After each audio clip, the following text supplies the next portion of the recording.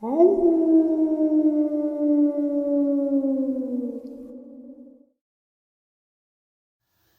greetings and salutations, everyone. I hope everyone is still doing well, and welcome to today's bonus upload. Before we jump into it, a couple links. As many of you know, I rely on Patreon, PayPal, channel membership, and the merch to help the channel to continue to grow and go. Links to Patreon, PayPal, and channel membership is in the description below. Merch displayed directly under the video. Also, Dogman Frightening Encounters, Volume 1 through 3, the audiobook versions. They were written and researched by Tom Lyons, narrated and produced by me, Jeff Nadolny. Those audiobooks are available on Audible, Amazon, and iTunes, links to which are also in the description as well. And finally, last but definitely not least, if you'd really like to help support the channel to continue to grow and go, simply subscribe. It does not cost you a cent. Click the like button, takes half a second. If you don't want to miss out on any of the informative uploads that I put out daily, click that bell icon, and folks, please leave a comment. Why? Well, because all of these things really do help the channel to continue to grow and go. And yes, folks, they definitely do matter. Now, everyone, I have taken far too much of your time. Let's jump in to tonight's bonus upload, shall we? All right, everybody. Tonight I have a subscriber with us. His name is Jeremy. He is going to share a couple of encounters, things that he has had happen to him with us tonight. I'm very thankful that Jeremy found some time out of his day to come on. Jeremy, how are you?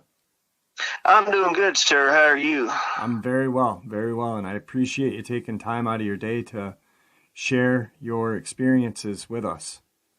Oh, I'm glad to be on. I mean, I love your show. I listen to you all the time. Well, I guess I'll just jump right into it. My first encounter, I was about 85. I was about 12 years old. I lived on my grandfather's farm and dirt roads, and grandfather had a four-wheeler, and I got to ride it all the time.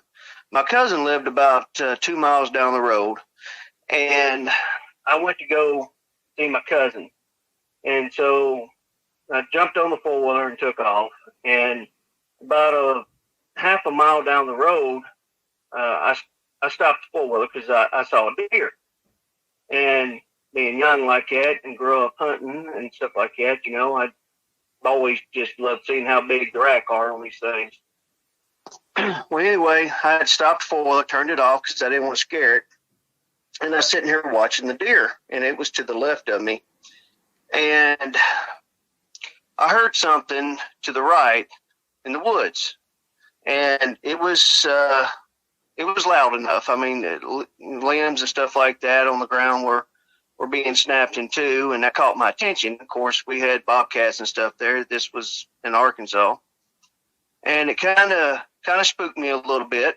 And so I started the four-wheeler up, and I started going down the road. Well, as I was going down the road, I started hearing something run beside me, and it was keeping up with me. And being 12, by myself, so I kind of hit the gas on the four-wheeler and started going a little faster. Well, this thing was constantly staying up with me. The faster I went, it was just like right there on my right-hand side. And I look over trying to see what this thing was. And at the time, I had no idea what I was looking at, but it looked like a big dog. It never looked at me. It just right there in the tree line. It was staying with me, and I couldn't make out what it was, and because I've never seen it before. And well, anyway, I just gunned it, and eventually it quit chasing me. I got to my uncle's house, and I told him that a big wolf was following me. And my uncle told me, well, we don't have any wolves around here, and he just kind of took it to my imagination. And I was petrified to go back to my grandpa's. I guess about 2 hours went by before I was willing to go back. Well, when I got back on that road, I gunned it. That four-wheeler, I gave it everything it had. And I finally get back to my grandpa, and I told my grandpa what happened. And he acted like he believed me to a point, but he never really said anything. And he kind of just blew it off.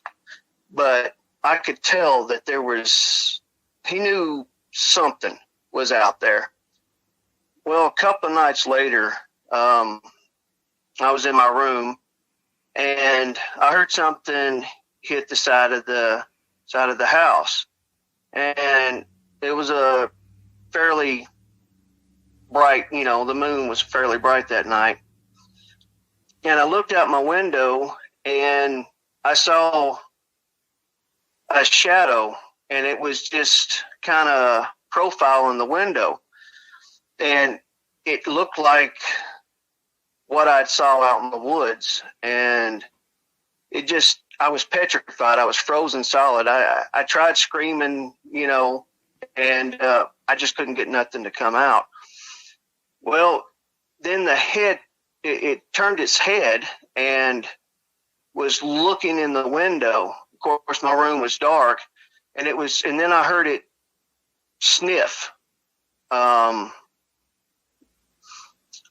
Well, anyway, after I heard it sniff, I started screaming. And as I started screaming, it disappeared. My grandfather come running in there, and I told him there was something outside the window.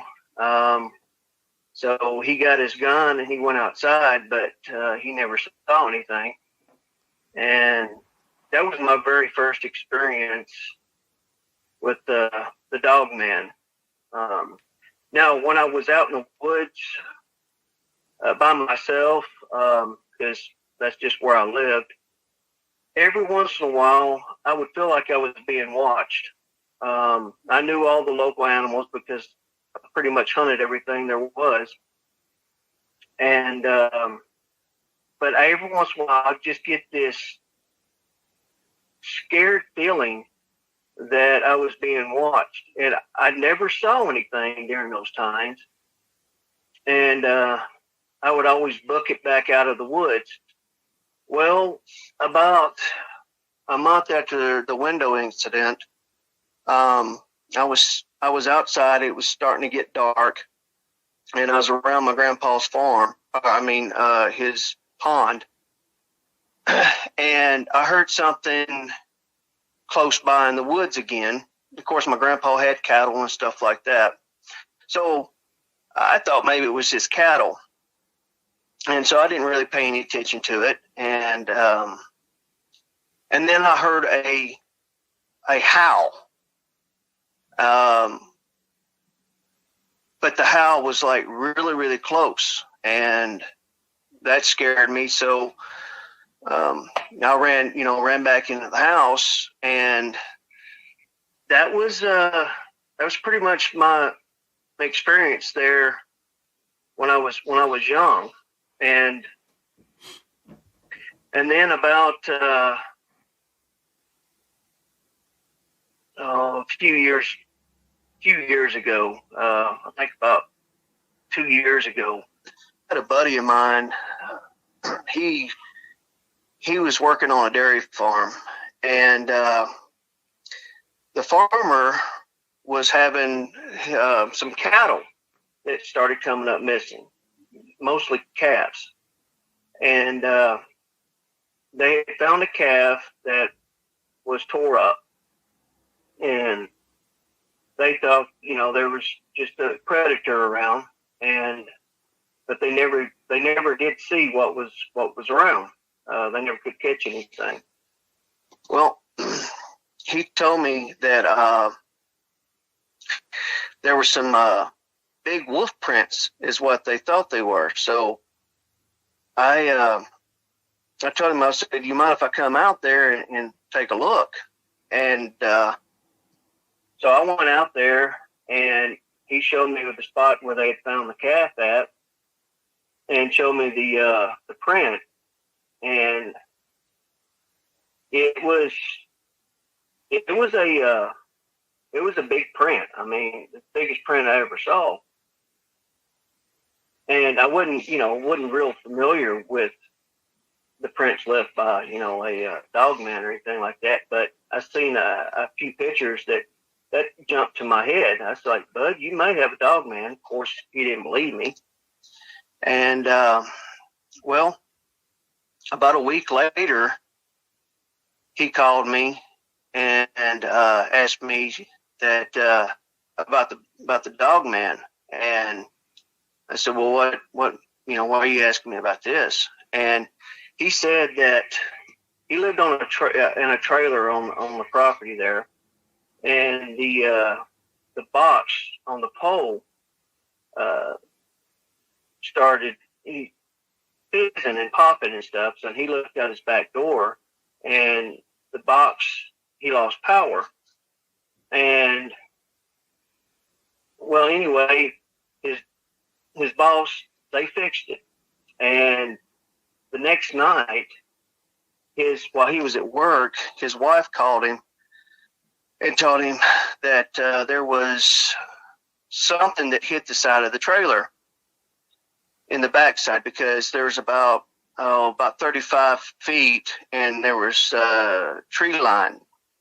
Well, she was there by herself, and something hit the trailer, and she saw what looked like a big dog looking in the window at her. And well, anyway, so that scared her, and so he called me, and I went out there to stay the night with him, because he was starting to get convinced of the Dogman. And well, we were sitting around talking and stuff like that, and started hearing popping and carrying on, and he was like, that's the box outside. And so we opened the back door up and looked outside, and the box was fine. And then off to the right of it, in the darkness, we could hear the popping going on. It's like mimicking or something. And so we get to looking, and we're like, well, that's kind of weird. And we saw something in the darkness move from the right to the left, and we saw these eyes. It seemed like it was about 6-7 foot, and they were kind of an amber-looking color, and just looking at us. And so we shut up the door, and I told him, I said, man, you got a Dogman here. And I said, that's the only thing it can be. I mean, that's all I know it could be. And well, it wasn't long after that. He had actually seen it himself, and they got scared, and he quit his job, and he moved from that, moved back into town, and he's convinced now of Dogman 100%, because he just couldn't explain what he had saw. And there's I have an experience with a Bigfoot. Just happened about 7 years ago. I was out visiting a buddy, and he kind of lived out in the country. And we were all sitting around. It was about springtime, and his daughter was in the backyard, and doors and windows open because it was spring. It was nice, and we're all sitting around talking. So we all jump up and start running to the back door. Well, he gets to the doorway, and he just stops, and I pretty much just pushed him out of the doorway. and his daughter come running up the stairs and crying and carrying on. And he asked her, he says, what's going on? What are you crying? She said that a man tried to get her. And she was about 5 at this time. And, well, he got her in the house. We all went back in the house. And I asked him, I said, what did you stop for? And he said that when he got to the doorway, there was something he said he couldn't explain, but the fence line. The fence was about 3 foot tall or so. He said when he got to the doorway that he saw this thing step over the fence line and started making to the woods, that's behind the house. Well, I didn't mention that when I pushed him out of the door, I had saw the Bigfoot start to disappear into the tree line. And anyway, so after he kind of calmed down and got his daughter calmed down, we went behind the fence line to pretty much just, see where this thing was at. And the grass behind his fence line there, it was about 2 foot tall, wasn't maintained. But you could see it was about 3 foot from the fence on the other side there, where something was set down, squatted down. It had pushed all that grass down, and I mean, it was like it was huge, that area where it was at. And well, we noticed that there was a grass that was down about 6 foot away. And then we noticed another part of the grass that was pushed out. So we go over there and start looking. And this Bigfoot, it smashed the ground down. Of course, they had never seen anything like that before. And that was the first time I'd ever encountered a Bigfoot myself. And we're talking 15 inches long and probably 4 or 5 inches wide, that this thing had pushed the grass down as it had disappeared into the tree line. And well, he went back and he got guns for all of us, and we started heading off into the tree line. And we never saw anything, but we probably walked about a quarter of a mile into the woods there, looking, but it was gone. But that was that was the first time, that I'd ever actually encountered a Bigfoot. Yeah, definitely a Sasquatch there. It's crazy that he kind of stopped dead in his tracks. Obviously he had seen something, and that's when you were telling me, I was like, he must have saw it then. That's crazy. Yeah. Now, while we talked for a little while before this. You said that your friend had an encounter with what a lot of people are calling crawlers. Do you have permission to share that with us? Oh yeah. This happened about 2 months ago or so. My roommate, he was across the street visiting, and it was about 11 o'clock at night, and he was headed back to the house. Well, they have a carport, a garage, detached to the house next to him. And he was walking out, and he heard something on their roof, and he had a flashlight with him, and he looked up, and he saw a head and a shoulder. And what he described it to me was It was pale white.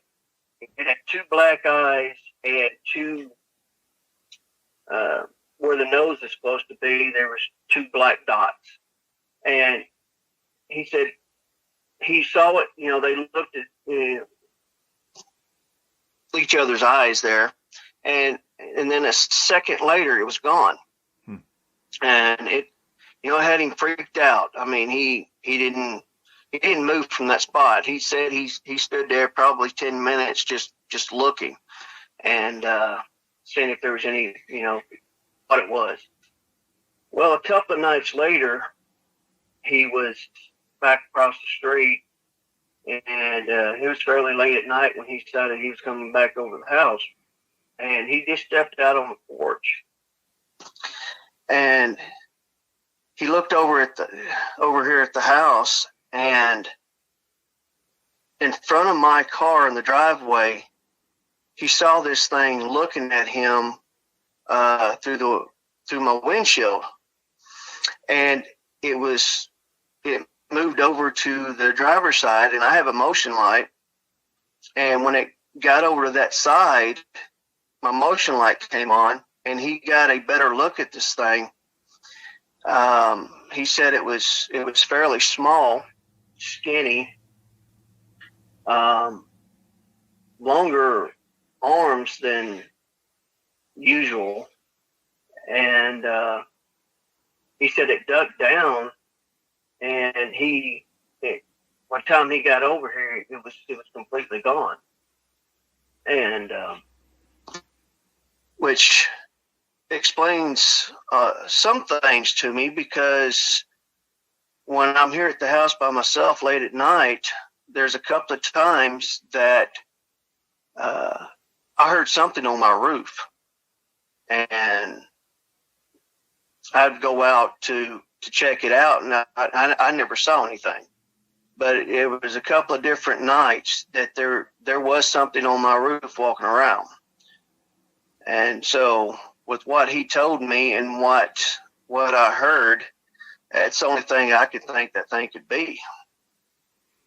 Yeah, absolutely. I mean, one of the things that you were telling me about with your roommate is he had asked the neighbors too if they had seen anything. And well, I went to the neighbor. Yeah, that was me. Okay. I went to the neighbor and told him that without that there's somebody around our houses, and so we went to walking around, and he has some totes in his backyard, and some few other things, and his totes were all open. His stuff was gone through. He said nothing was taken, but I mean, totes was dumped over. The stuff in it was out. So obviously there was something going through his stuff that night, and that was the same night that he said he saw it over here. Kind of hiding behind my car. Right. And it's another important thing with this whole thing. Jeremy and I had talked for a while. Is this area has a small cemetery around it as well, and could it be coming from there? Could it be coming from somewhere else? Who knows? But it's definitely a freaky experience. And if coincidentally, maybe the cemetery is involved, maybe it's not, but it's just it's there, and that's even more creepier, if you ask me. Yeah, the cemetery behind my neighbor across the street, I mean, it's literally just probably 30 feet, behind their house. And they told me a while back that they thought there was somebody in their backyard a few months back. They never saw anything, but they said that it looked like something was back there in the back part of their yard. they just briefly saw it and it was gone. So it's just a lot of weird things, you know? Yeah. Definitely is. Definitely. I mean, I'm almost, and like I said, we had talked about crawlers and, with, what I thought about them. And, I always say that I have theories. I don't claim to be an expert, but part of me thinks these crawler things are, hang out in caves, in cave systems. And I asked if there was any caves in your area, and you said, yeah, you're not really sure where they are. But it makes sense because these things are seen at night, very often, seen at night. And maybe they're on the hunt. They've got a very weird colored skin and odd eyes. So, I mean, part of me wants to think they're like a nocturnal cave species of some sort. I mean, who knows until we find one in real life and put it on a table and cut it open. Yeah. So, I mean, if there's anybody out there that, really into these things, if you got any information, I mean, please share, because I'm at lost on these things. I would kind of like to know what's around this area, and I just, like I said, these things, I don't know anything about them. Right. I don't think too many people do either. I mean, I don't think there's a lot of information available out there. But like I said to you, I'm gonna kind of dive into that and check it out a little bit, because this encounter with or experience with these things kind of piqued my interest. I mean, you've been alone home at night hearing something on your roof. It's spotted by your roommate on your neighbor's roof. I want to figure out if there's a correlation with the cemetery as well. Just all in all, an interesting batch of experience that you've shared with us tonight, and I really appreciate it. Yeah, you're welcome. Like I said, I know my stories aren't like some of your, you guests you have on, but those are just mine, I don't share them with too many people, but I feel comfortable with your show, and obviously there's other people on here that seen these things and are willing to share. So was I.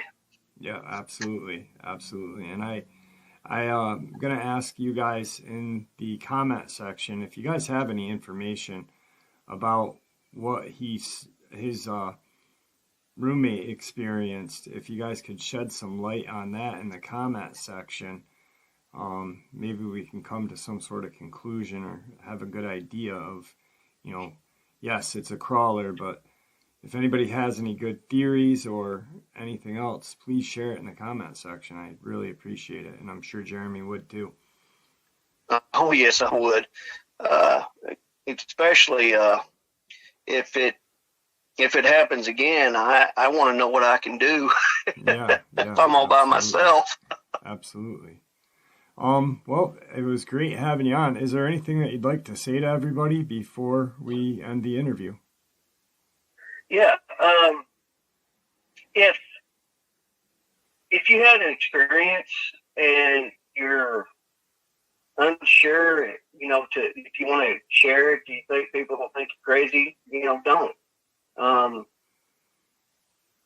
Because the only way that these are going to come out to light is if we share our stories.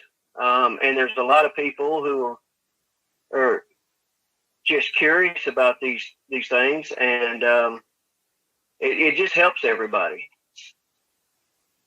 Absolutely. Well, thank you for coming on. I really appreciate it. Yeah, thank you, sir. And there you have it, folks. I hope you all enjoyed today's bonus as much as I enjoyed sharing it with you. I'd like to thank you all for supporting the channel. After all, it is your support that keeps the channel growing and going, and honestly what gives folks like all of us a place and a chance to share our experiences and theories judgment-free, just simply treated with the respect that we all deserve. Everyone please stay safe, happy, healthy, and ever vigilant, keeping an eye on our children, pets, family, and friends. These creatures are real, they are out there, and they are dangerous. Share this information with those you love and care about, and it may just help save their lives someday. Until next time, never stop asking questions, never stop searching for the truth, and God bless.